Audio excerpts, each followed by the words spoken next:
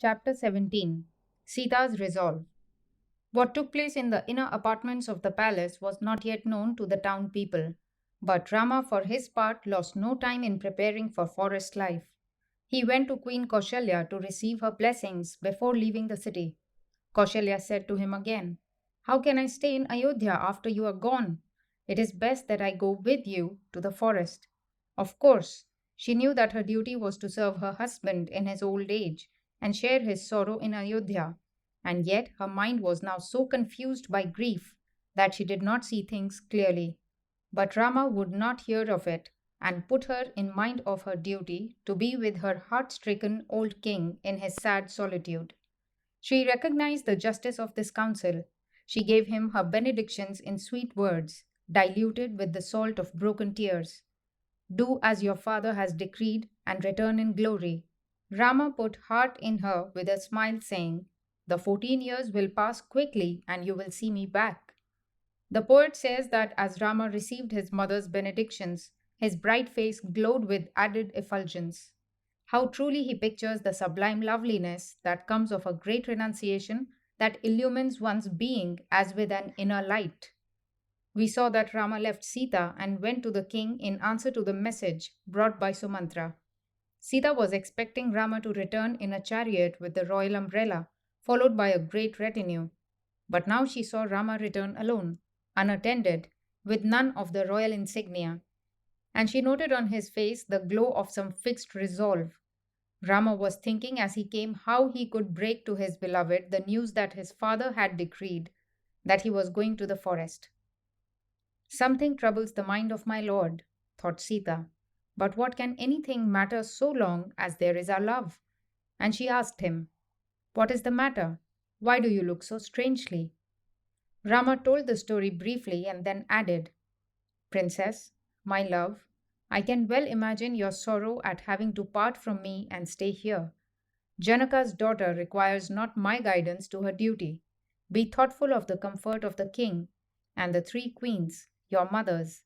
Do not expect any better treatment than that given to the other princesses in the palace. Be respectful to Bharata, who will be ruler and guard against any offense to his feelings. Your love for me, I trust, will not grow any less during this absence. I shall return from forest after these 14 years. Till then, do not neglect customary rites and ceremonies. Mother Kausalya, in her sorrow, will need your attentive care. Bharata and Shatrughna are dear to me. You will look upon them as your brothers. Conduct yourself as befits your royal race and your own nature. Avoid extolling me so as to give possible offense to other good men. I must go to the forest today. Keep your mind steady and calm." When Sita heard this unexpected speech, her love for Rama manifested itself as anger that he should for a moment conceive that she could consent to part from him and live in comfort in the palace while he was a homeless wanderer in pathless forests. "A fine speech you have made, O knower of Dharma. It is to me a strange doctrine that a wife is diverse from her husband, and that his duty is not hers, and that she has no right to share in it. I can never accept it. I hold that your fortunes are mine, and if Rama has to go to the forest, the command includes Sita also, who is a part of him. I shall walk in front of you in the forest ways and tread the thorns and the hard ground to make them smooth for your feet. Do not think me obstinate. My father and mother have instructed me in Dharma. What you tell me is totally opposed to what they have taught me. To go with you wherever you go, that is my only course. If you must go to the forest today, then today I go with you. There is no room here for any discussion. Do not think that I cannot bear forest life. With you by my side, it will be a joyous holiday. I shall not be a source of trouble to you. I shall eat fruit and roots like you, and I shall not lag behind as we walk. I have long wished to go to the woods with you and rejoice in the sight of great mountains and rivers. I shall spend the time most happily among the birds and flowers, bathing in the rivers and doing the daily rites. Away from you, I do not care for heaven itself. I shall surely die if you leave me behind. I implore you to take me with you. Have pity on me. Do not forsake me now." Beginning in anger, her speech ended in sobs. Rama explained to Sita that life in the forest was not as easy as she thought and set out at great length the difficulties and dangers and again insisted that she should not think of accompanying him. Sita's eyes filled with tears. Tigers, lions, bears, snakes, none of them will come near me. They will flee from us at the sight of you. The sun, rain, wind, and hunger, and the spikes and thorny shrubs you speak of, I shall endure them all cheerfully. I am not in the least afraid, and on the other hand, you may be certain life will depart from this body if you leave me here and go. When I was in Mithila, she said, the Brahmanas and astrologers told my mother that I was destined to live in the forest for a while. Can I fulfill this prediction alone in the forest? Here is the opportunity for me to fulfill it in your company, which will make the forest a garden of delight. For whom is forest life unpleasant? Only to those men and women who have not controlled their senses. You and I can be masters of our senses and miss nothing. I implore you, put me not away from you, for parting from you is more cruel than death. There is a strength in supreme love which defies reason and laughs at death itself. And Rama suffered himself to be persuaded, partly because his love was great as hers, and every passionate word she spoke found ready lodgment in his heart, and partly because he was confident of his ability to protect her. It was settled that Sita should accompany Rama to the forest. She sent for the poor and gave away all her belongings and prepared herself for life in the forest. Lakshmana also decided to go with his brother and be of service to him in the forest, and Rama had to agree. The three went to take leave of the aged king. In the streets and on the balconies were crowds of people looking on. Through the windows and from the terraces of mansions, men and women saw Rama and Lakshmana and the princess proceeding on foot, like the poorest in the land. Filled with boundless grief and indignation, the people said to one another, what kind of a king is this who sent so noble a prince to the forest? And there Sita walks, a princess that should command the service of the royal chariot. Can she bear the heat and the rain of the forest? This is monstrous. We shall go then to the forest too. Let us gather up all we have and get away to the forest with these princes. The forest where Rama dwells shall be our Ayodhya. Let these houses here henceforth deserted be, infested with snakes and rats. Let Kekai rule over the ruins of Ayodhya. Wild beasts and vultures of the forest will come to stay here. This will become a forest, and the forest will become Ayodhya. Rama heard people talking thus, but took no notice. At the entrance to Kekai's palace, Rama saw Sumantra seated sorrowfully aside in a corner. Rama tenderly spoke to him. The three of us have come to meet the king. Sumantra, crave leave for us to enter his presence. Sumantra went in accordingly to announce them to the king. What a sight met him there! Like the sun in eclipse, like an oven filled all over with ash, like a tank gone dry, the king was stretched flat on the floor, his glory gone, and his face shrunken and distorted with anguish. Sumantra, his voice trembling with grief and his hands clasped together, said, the prince awaits at the entrance and seeks audience to take your blessings before he gives away all he has to the Brahmanas and starts for the Dandaka forest. The king bade Sumantra let the prince in. Rama came and bowed to the king from a distance. As soon as he saw Rama, the king suddenly rose and rushed with outstretched arms to embrace him, but dropped in a swoon before reaching his son. Rama and Lakshmana tenderly lifted him up and put him on the couch. My lord, said Rama, we have come to seek your leave to go to the forest. Vaidehi and Lakshmana too are going with me in spite of all I could do to make them desist. Pray give us your benedictions and leave to depart. Dasharatha then said, Rama, I am bound by the boons that I have given to Kekai. But you are not so bound. Why do you not brush me aside and seize the kingdom by force? That had long been in the king's mind as the best and only solution of this cruel problem and came out now clearly in words. But Rama said, I have no desire for kingdom or power, father. May you reign for 1,000 years more. My heart is now set on going to the forest, and I am even now in readiness to start after receiving your blessing. When the 14 years have passed, I shall return and tender obeisance. The king's faint hope, it was now clear, must be abandoned. My son, bring glory to our line of kings. Go, but come back unscathed. May danger flee from your path. Cling to Dharma. You are unshakable in resolution.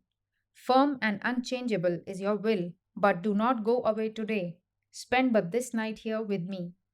Let me fill my eyes with the sight of you. You can go away at dawn. Like one handling a live coal deceptively covered with ash, I gave the promise to Kekai, not knowing what was in her mind. I am now helpless and caught in her net. And you say, I shall fulfill my father's promise. I shall not let dishonor blot the name of my father. I shall give up the kingdom and go to the forest. Where in the world can one find a son like unto you? I swear to you, I did not intend this great wrong. Thus piteously spoke the king. It was Dasharatha's wish to die without losing, even in his last moments, the respect of Rama. Father, send for Bharata at once and fulfill the promise you have given to Mother Kekai.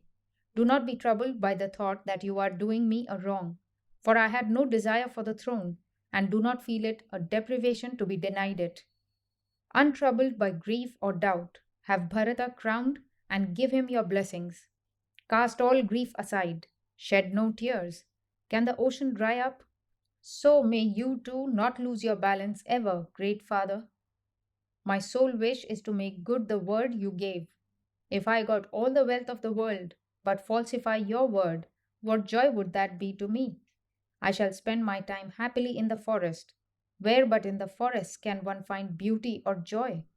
Father, you are my God. I take it that it is God that sends me to the forest. When the 14 years are over, you will see me again. Do not grieve. What profits it that I stay here a night longer and go tomorrow? Time is made up of a succession of tomorrows, and one day is just like another. Inevitable sorrows do not become joys by postponement.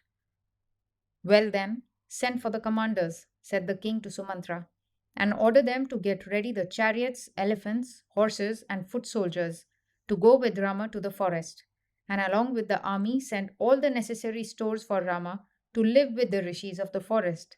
Let there be nothing wanting in men, money, or things. Poor Dasharatha imagined that he could make Rama's exile to the forest something like a royal tour, affording a pleasant change from routine, and enlivened by exchange of gracious hospitalities with the sylvan population. As he spoke, Kekai's face paled with anger. She glowered at the king, and in a voice tremulous with scornful wrath, she said, A good and generous monarch, surely. You will give Bharata this kingdom after squeezing out of it all the good it holds, as one might offer in mockery an empty tankard to a man dying of thirst. What pleasure or glory will my son have in ruling a deserted state? Dasharatha groaned in helpless chagrin and marveled at a cruelty that could stab a man already crushed under an intolerable burden. Angry words rose from the mouths of those around, for even the courtiers found this open heartlessness more than they could suffer in silence. Rama put an end to all recriminations by saying he would not agree to take paraphernalia incongruous with what was intended in forest life. Honored Lord, he said, what use have I, who am departing to the forest to live on what sylvan nature yields, for an army or the glittering equipage of a royal pageant? After gladly renouncing the throne, what use have I for its trammels? Would it not be covetous folly, after having parted with the elephant, to burden oneself with the ponderous chain? Father, I have cheerfully relinquished my claim to the kingdom in favor of Bharata and his mother, and with it all the incidents of royalty. For my 14 years of forest life, I require nothing but bark garments such as rishis wear, and simple necessaries of forest life such as spades and baskets. Hardly had Rama spoken these words when the unabashed Kekai hastened to produce the forest dress she had kept ready and gave it herself without a blush to Rama. Then and there, Rama dressed himself in bark, and in these garments he shone like a rishi. Lakshmana too changed into bark dress, while Dasharatha watched all this in helpless anguish. Then Kekai brought a bark dress for Sita too. She received it and stood bewildered, for she had never worn such garments before, and did not know how to change into them. Approaching Rama, who stood there resplendent with divine effulgence. Sita said shyly, "Pray tell me, how does one put this thing on?" As Rama took up the bark dress and wrapping it over Sita's silk, made a knot over her shoulder, the ladies in waiting wailed aloud and Dasharatha fell into a swoon. When he regained consciousness, he loudly reviled Kekai, but she only smiled scornfully. She surely was not responsible for Sita going in the forest.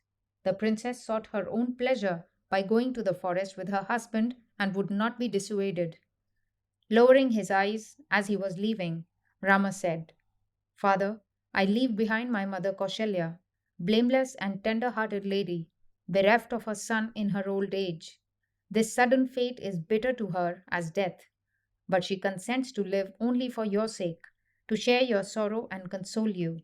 She is incapable of harboring an unkind thought towards anyone, and she has never before felt the pang of such poignant parting. Be kind to her when I am no longer here, and when I return after my long exile in the hope of putting my head on her feet, let me not hear that she has died of sorrow." Thus Rama spoke, unable to bear the thought of his mother's grief. As Rama went out speaking thus, Dasharatha could not endure the sight and covered his face with his hands.